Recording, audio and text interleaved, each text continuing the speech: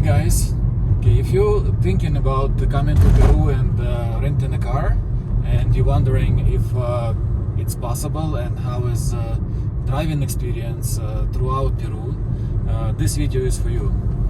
A little bit background about me. We live in Peru for 6 months, the last 6 months, and for the last 2 weeks we've been doing a road trip from Arequipa, which is a little bit close to the coast, through Puna and towards Secret Valley, Cusco, and then back.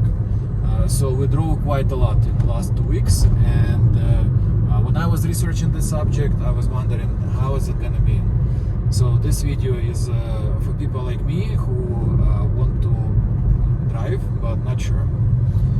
So driving is fine. Like I've heard, I've talked to a lot of people, and I checked a lot of videos on YouTube, and it seemed like it is a dangerous thing, and it kinda is, but it's manageable.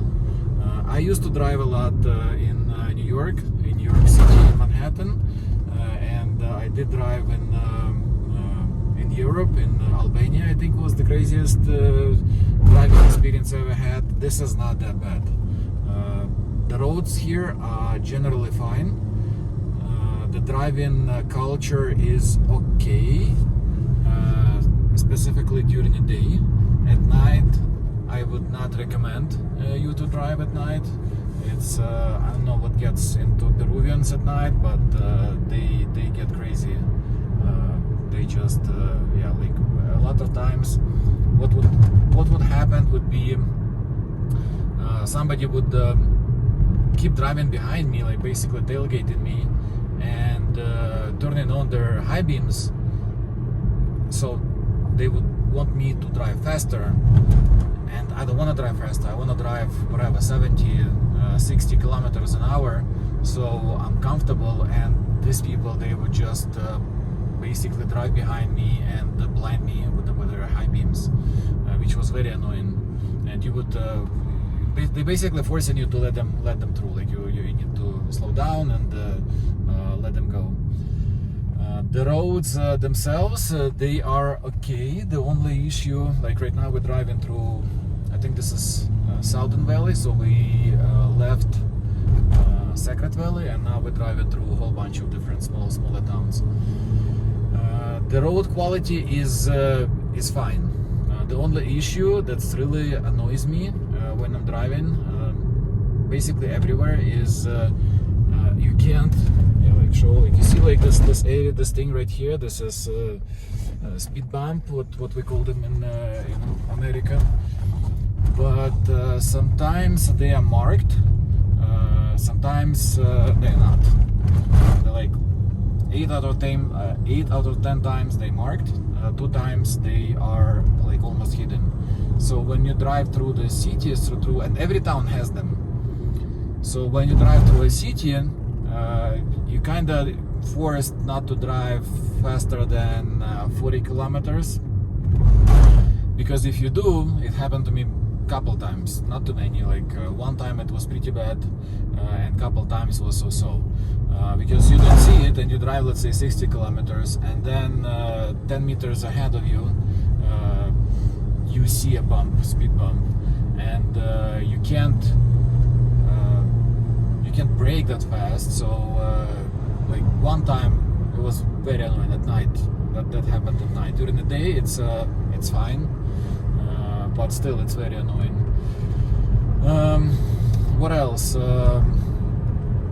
The issue is, another issue that we faced is there are no highways. Like you always you're forced to drive on a road like this. It's just local road, and this road is interstate, quote unquote interstate road that drives from Cusco to Arequipa, basically. Like it goes to 𝐂𝐚𝐻𝐿𝐴NCA, Puna, and Arequipa. So this is the main highway, and for the most part, for like the 90% of the way, it's like this.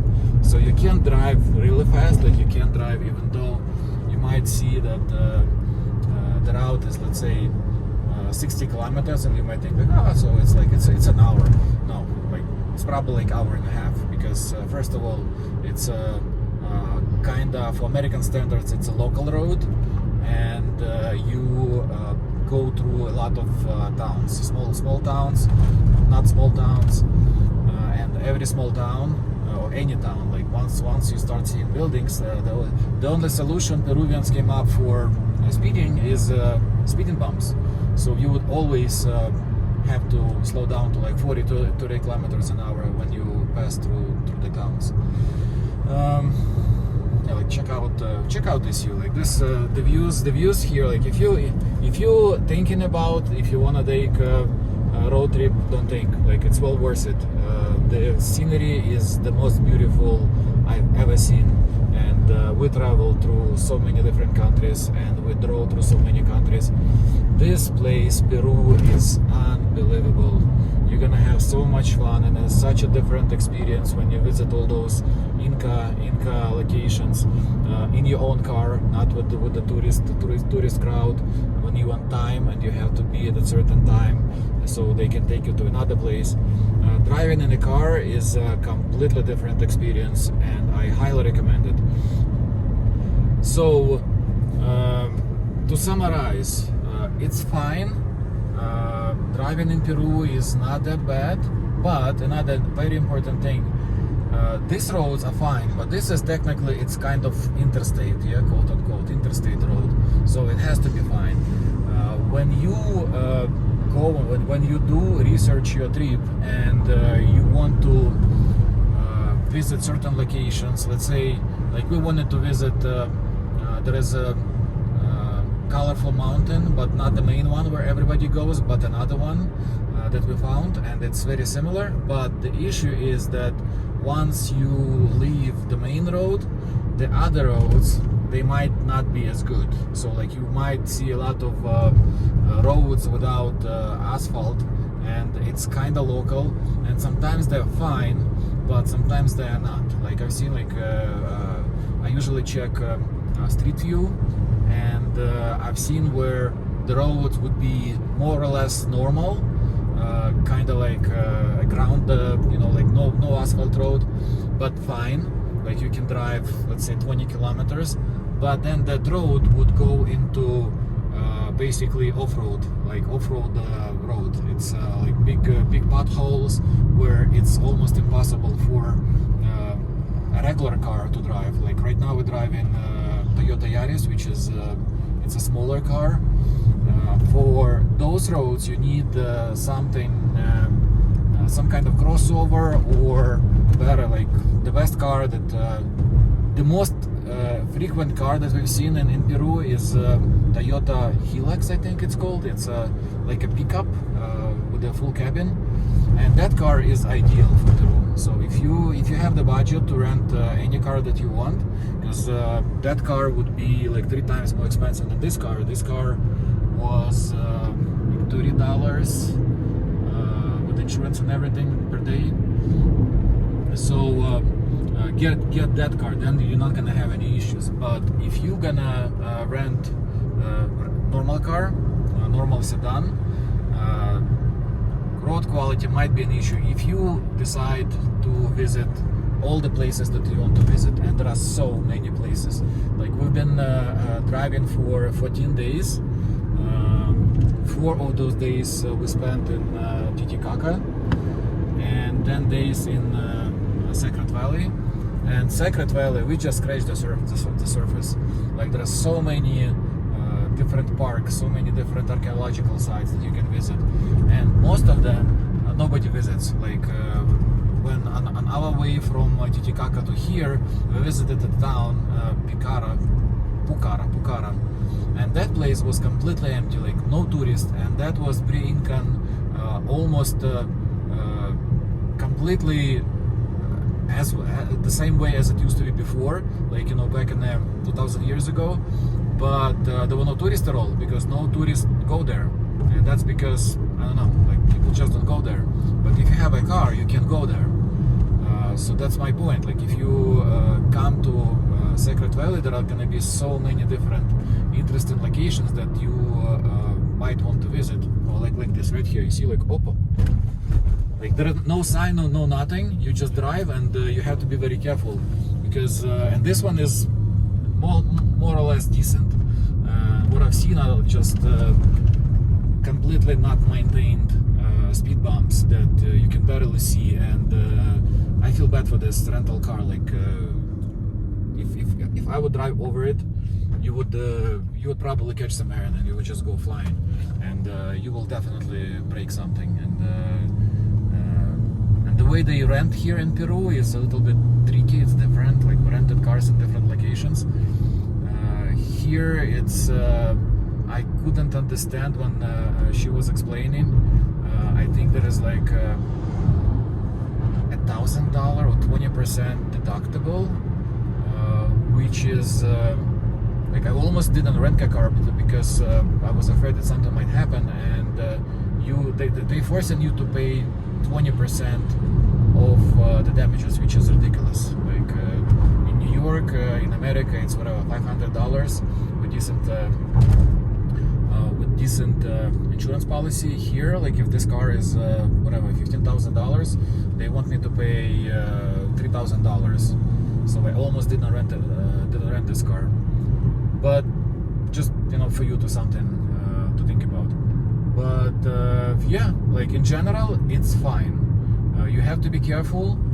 Don't drive at night. During the day, even on the main highways, like this is the main highway, there are not that many cars. For the most part, like originally we wanted to go through Andes into Amazonia, Peruvian Amazonka, and that trip would be more complicated because there are issues with the stone dropping from the mountains, and we've seen like yesterday it was raining a lot, so when we were going through the road today, we saw a lot of quite big stones on the road. So you gotta be careful if you're gonna be driving through Andes into Amazonia. That's a little bit more dangerous, I would say. But if you're not driving there, if you're driving just to Cusco, or from Cusco, let's say from Lima to Cusco, or from Cusco to Arequipa, you're gonna be fine. And yeah, the gas, I was a little bit scared because not scared but worried because every country they have different way of pumping the gas. In Peru it's very easy. Every gas station has an employee, so you don't have to use your card. But the only issue is that they usually take cash. So but all you gotta do is just you come to a gas station and you just say whatever 60 or 50 whatever 50 soles. What I usually do, I see like if I have less than half of the tank, I come to any gas station and buy extra 50 soles of gas. 50 soles. The gas here is similar as in New York or any other country. The full tank on this car would be about 100, like close to 200 soles, which is like close to $50, I would say, like maybe slightly more. So it's very similar to whatever I used to put in my car in New York. What else? I think that's it. Yeah, like in general, it's not that scary. To summarize everything, it's a super unique experience. I'm very happy I rented the car.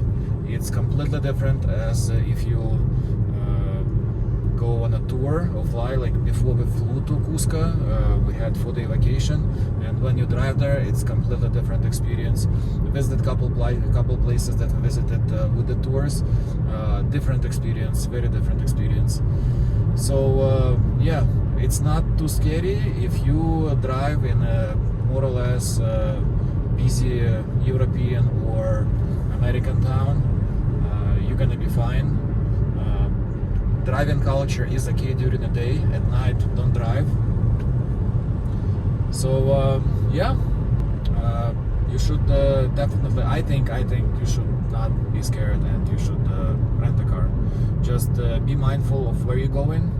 Use Google Street View to check the quality of the road. If your car is just a regular sedan, if you have some kind of 4x4, that's even better. Then like you have no limitations at all. Maybe next time we'll rent 4x4 and we'll do whatever we wanted to do every time, because there were a couple of places that we had to skip because I just was not sure if the road is gonna be fine. So yeah, I hope this video was helpful, and yeah, come to Peru. Peru is an unbelievable country, the coolest, the craziest, one of the mind-blowing countries I ever visited, and I visited, I think, every mind-blowing country I wanted to visit. So if you have any questions, you can ask in the comments. If you have any questions about driving in Peru or living in Peru, we lived in Peru for 6 months, and we traveled almost every 2 weeks somewhere cool. So I hope this video was helpful. Come to Peru, it's mind-blowing experience, and check out our video blog from our road trip here.